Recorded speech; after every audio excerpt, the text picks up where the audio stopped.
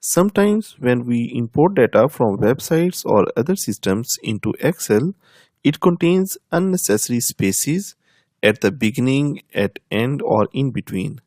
These hidden spaces can cause problems in sorting, filtering, and lookup functions. In this video, I will show you how to use the trim function to remove these extra spaces while keeping a single space between words. Let's get started. So here you can see that we have the raw data on the left in the A column, and we want to get the clean data in the B column. And if we start doing this manually, it is very difficult, especially when we have the large data set. Now to deal this type of situation, we need to use the trim function. So here in this cell, I will write equal trim,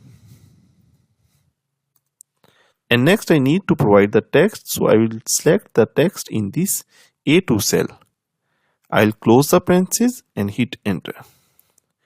Now to apply this to all the column, I'll bring my cursor to the bottom right corner and double click it.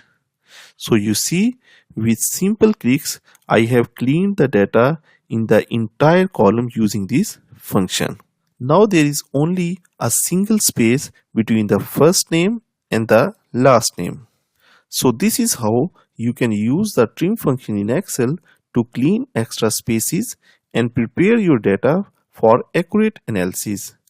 Try it on your own dataset, and if this video helped you, like the video and subscribe to KnowHow for more practical Excel tutorial. Thanks for watching. See you next time.